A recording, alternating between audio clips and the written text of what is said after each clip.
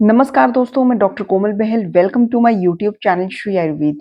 दोस्तों, इस एपिसोड में हम लोग पढ़ेंगे अष्टांग हृदय का चैप्टर नंबर 4, रोग अनुत्पादनीय अध्याय। ठीक है, जिसमें हम आधारणीय वेगों के बारे में पढ़ेंगे और डिफरेंशियल पॉइंट्स पढ़ेंगे जो कि वाग्भट ने अलग से मेंशन किए हैं।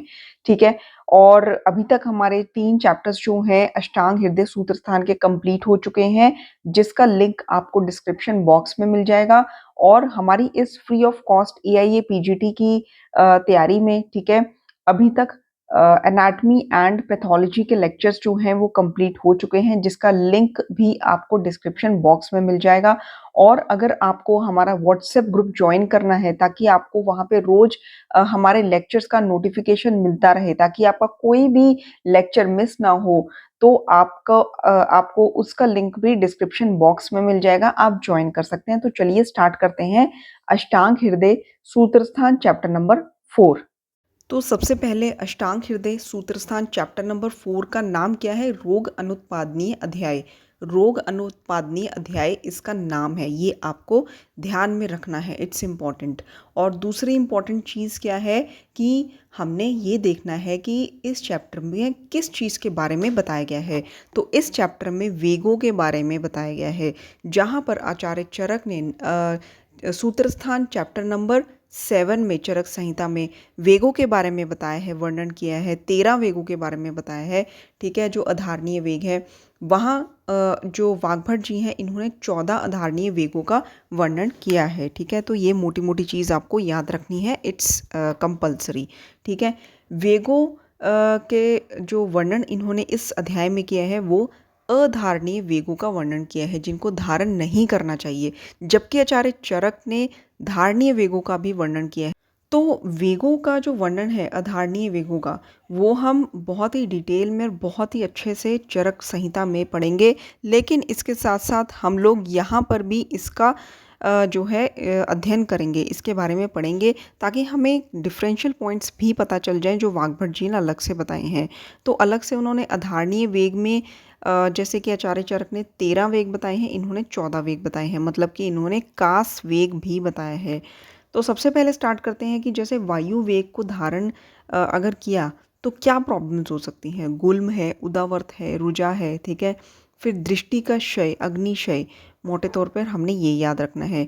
पुरीश का वेग धारण किया तो क्या जो है पेशेंट को व्याधियाँ हो सकती हैं, क्या उसके शरीर में प्रॉब्लम हो सकती है। दोस्तों, इसमें पॉइंट्स तो बहुत सारे होते हैं, लेकिन हमने सारे पॉइंट्स नहीं याद रखने। हमने वही पॉइंट याद रखने हैं जिसके 100% चांसेस होते हैं एग्ज़ाम में आने के। जैसे कि पिंडिकोद्वेष्टन, ये किस वेग के धारण से होता है? पिंडिकोद्वेष्टन मतलब कि काफ मसल्स में पेन होना। तो पिंडिकोद्वेष्टन, ये सभी आचार्यों ने कहा है कि पुरीश के वेग के धारण से पिंडिकोद्वेष्टन होता है। ठीक है, इसके अलावा आपने क्या याद रखना है? प्रतिशाय, शिरोरोग में शिरोरुजा, हेडेक होने लगती है। परिकर्तिका और मुख से मल की प्रवृत्ति होने लगती है। हृदय गति में अवरोध होने लगता है। ठीक है, तो प्रतिशाय है, शिरोरुजा है, और परिकर्तिका, मुख से मल की प्रवृत्ति, और इवन हार्ट की प्रॉब्लम्स भी आ सकती हैं, हृदय गति रोध हो सकता है। इसकी चिकित्सा में ऑब्वियसली जो सपोजिटरीज हम यूज़ करते हैं, वर्ती का प्रयोग करना है, ठीक है, और मेडिकेटेड एनीमा देना है पेशेंट को, वस्ती का प्रयोग करना है। ठीक है, तो साथ साथ में मैं इसकी चिकित्सा भी बताते जाऊंगी। तो जो वर्ड है पिंडिकोद्वेष्टन, प्रतिशायी शिरोरुजा, ये आपने याद रखना है। मूत्र का वेग धारण करने से अश्मरी हो सकती है। ठीक है, और जितना भी लोअर एब्डोमिनल पार्ट है, जैसे कि वस्ती में, यूरिनरी ब्लैडर में, मेड में और वंशन में वेदना हो सकती है। ठीक है, तो वेदना बताई है वस्ती, मेड और वंशन में, और अश्मरी। इसकी चिकित्सा क्या है? Very very very important point, बहुत बार पूछा जा चुका है। अवपीड़क सर्पी, मतलब अवपीड़क यानी कि ज़्यादा अमाउंट में घृत का प्रयोग करना। अवपीड़क घृत का प्रयोग करना, अवपीड़क सर्पी का प्रयोग करना, सर्पी मतलब घृत। ये पॉइंट ज़रूर याद रखना है। कुछ ऐसे शब्द होते हैं जो कि आपको कभी भी भूलने नहीं चाहिए अगर आपने टॉप रैंकर बनना है तो। ठीक है, तो मूत्र के वेग में चिकित्सा किस चीज़ की होती है, किससे होती है? अवपीड़क सर्पी। पुरीश का वेग धारण करने से पिंडिकोद्वेष्टन होता है। ये कुछ की पॉइंट्स होते हैं जो कि आपके दिमाग में फिक्स हो जाने चाहिए। उद्गार के वेग में हिक्का होती है, अरुचि और कंप होता है। क्वेश्चन कहाँ से पूछा जाता है कि उद्गार के वेग धारण करने में किसके समान चिकित्सा करनी चाहिए? तो उद्गार वेग धारण में हमें हिक्का के समान चिकित्सा करनी चाहिए, very important. And next is शवतु वेग धारण करने से क्या क्या सिम्टम्स आते हैं, इसमें सिम्टम्स के बारे में पूछा जाता है। जैसे कि शवतु वेग धारण करने से, छींक का वेग धारण करने से अर्दित, मन्यास्तंभ, ठीक है, इंद्र दौर्बल्य और शिरो अर्ति, ठीक है। इनमें से भी अगर मैं दो शब्द आपको कहूँ कि बहुत इंपॉर्टेंट है, वो है मन्यास्तंभ और अर्दित। ये शवतु वेग धारण करने से होते हैं, ठीक है। और इसमें अंजन चिकित्सा एंड तीक्ष्ण धूमपान चिकित्सा जो है की जाती है।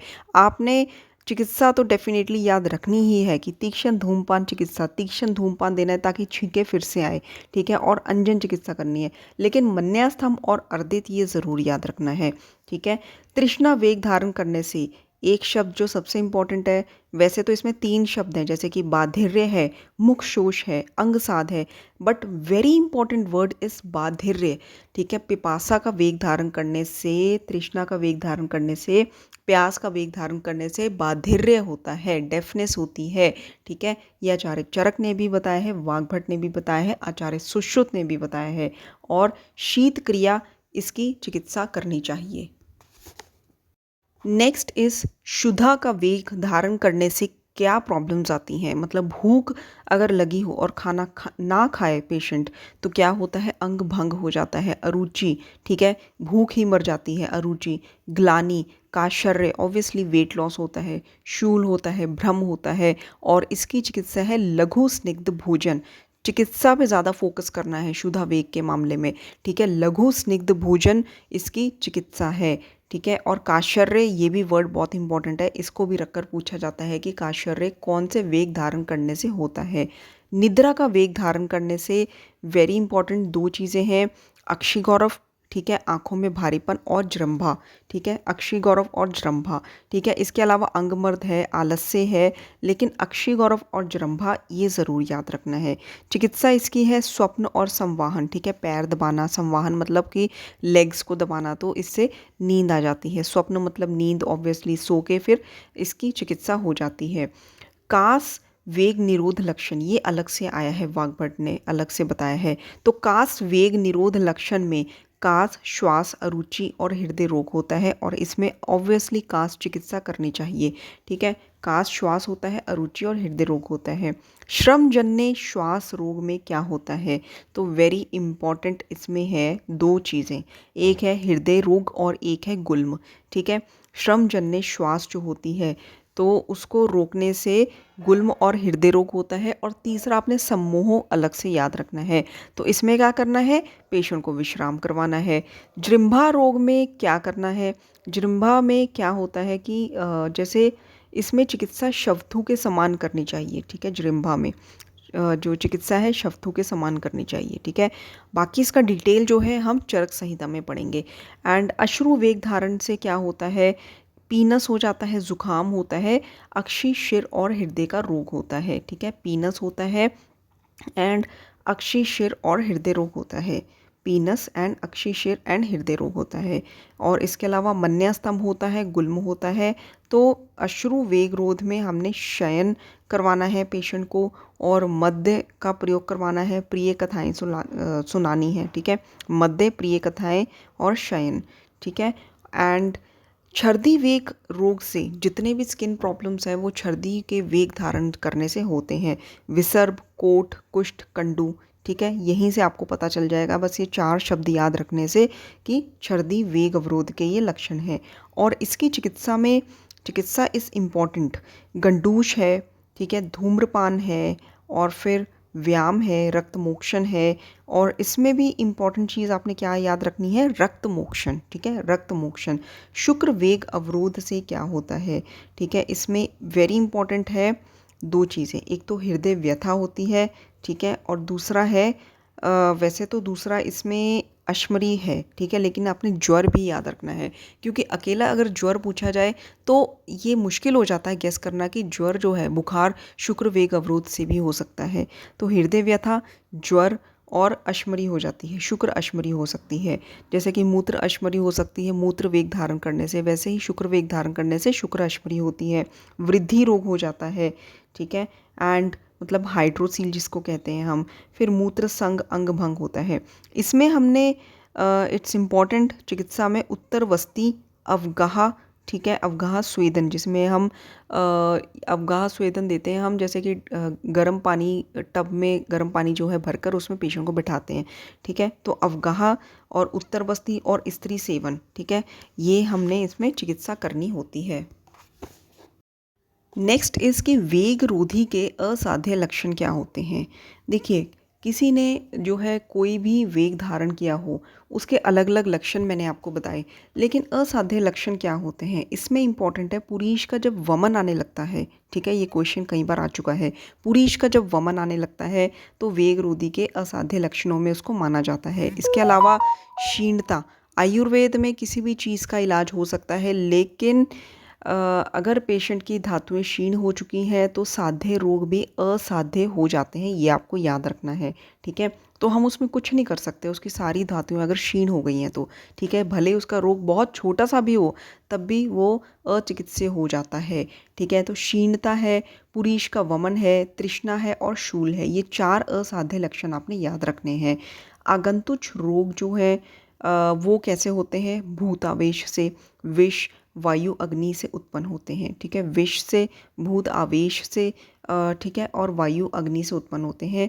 शोधन काल जो है ये बताया हुआ है और बहुत बेसिक पॉइंट है ये, लेकिन आपको याद होना चाहिए कि कफ का शोधन काल है वसंत ऋतु, पित्त का शरद ऋतु और वात का शोधन काल है प्रावृट ऋतु, ठीक है, ये आपने याद रखना है। तो दोस्तों अच्छे से इसको रिवीजन कीजिए, 2-3 बार रिवीजन करेंगे तब जाके ये बहुत ही अच्छे से आपको याद हो जाएगा, क्योंकि ऐसे चैप्टर्स जो होते हैं they are very important, basic chapters होते हैं। इसमें से एक क्वेश्चन 100% आता ही है, ठीक है। तो तब तक के लिए धन्यवाद, मिलते हैं नेक्स्ट एपिसोड में।